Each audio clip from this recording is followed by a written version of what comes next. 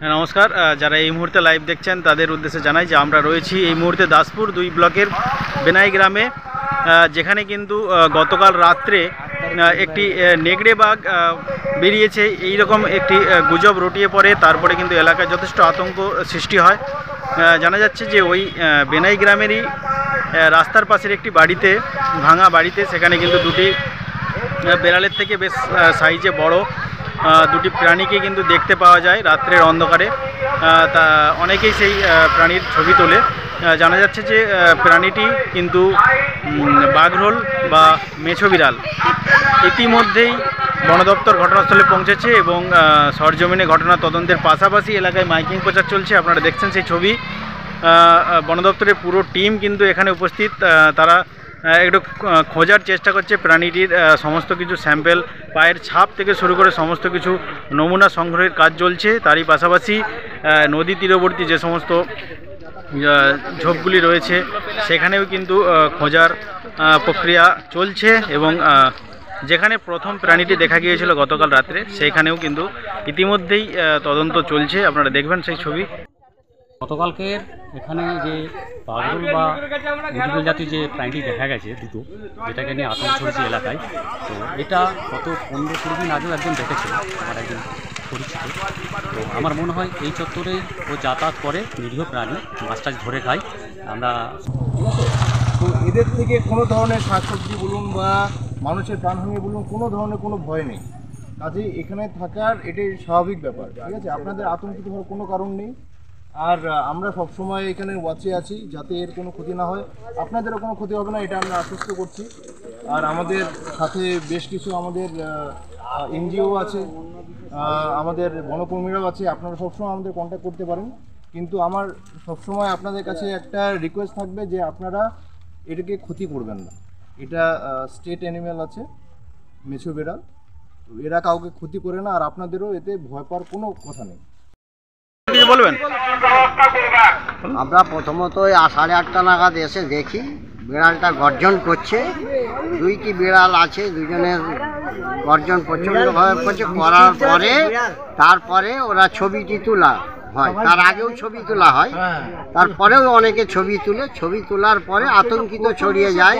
অনেকে বলছে নেকড়ে বাঘ, অনেকে বলছে এটা হুদ বিড়াল, অনেকে বলছে এটা বাঘরোল, বিভিন্ন রকম বিভিন্ন লোক কথাবার্তা বলে। তারপরে কিছু লোক ওর পিছনে তাড়াহুড়ো করার পরে ও বেরিয়ে পালিয়ে যায়। এই মুহূর্তে বন দপ্তরের তরফে কি জানতে পারছেন? বন দপ্তরের তরফ থেকে জানা হয়েছে ও কোনো মানুষের ক্ষতি করে না, সাধারণত ও মাছ খায়। আর ও আমাদের পৃথিবীর ভারসাম্য রাখার জন্য ওই প্রাণীটাকে হাঁটতে আসি আর কি এই বাড়িটার সামনে। তখন স্থানীয় এলাকায় কিন্তু খবর ছড়িয়ে পড়ে, একাধিক মানুষ, তারা কিন্তু উৎসুক মানুষ, তারা আসেন এবং সেই প্রাণীটির কিন্তু ছবি ক্যামেরা বন্দি করেন। এলাকায় যথেষ্ট চাঞ্চল্য ছড়িয়ে পড়েছিল যে এলাকায় সম্ভবত নেকড়ে বাঘ বেরিয়েছে, কিন্তু বন দপ্তর স্পষ্টভাবে জানিয়েছে যে ওইটি কোনো ভয়ের কারণ নেই, এটি বাঘরোল বা মেছো বিড়াল, যেটি কিন্তু খুবই নিরীহ প্রাণী। ছোট ছোট মাছ থেকে শুরু করে বিভিন্ন রকম প্রাণী তাদের কিন্তু খাদ্য। এবং আমাদের রাজ্য প্রাণী ওই বাঘরোল কিন্তু এখন বিপন্ন অবস্থায় রয়েছে। সেই বাঘরোল উদ্ধারে কিন্তু ইতিমধ্যেই পৌঁছেছে বন দপ্তরের টিম এবং সরজমিনে ঘটনার তদন্ত চলছে। আপনারা দেখছেন সেই ছবি।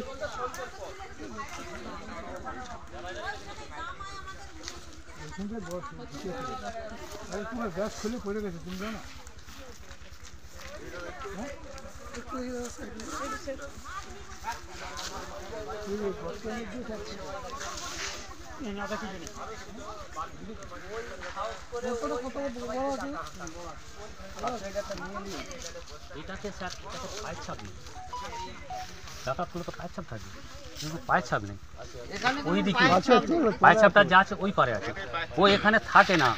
আমার মনে হচ্ছে নদী ধার থেকে উঠেও, এগুলো যারা দেখি সব নদী ধার থেকে উঠতে দেখেছে ওকে।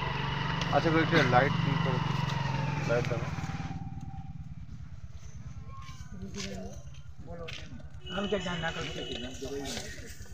আচ্ছা,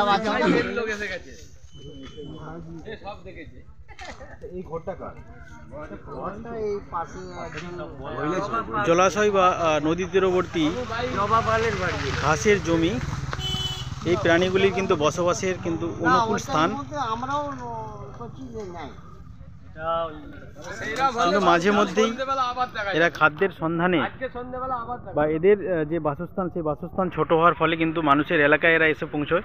তবে তৃণভূমিতেই মূলত এই প্রাণীগুলি থাকে। গতকাল রাত্রে এই বাড়িটির মধ্যেই দেখা গিয়েছিল সেই জন্তুটি। ইতিমধ্যে বন দপ্তরের টিম কিন্তু সরজমিনে ঘটনা তদন্ত করেছে, দেখছেন সেই ছবি।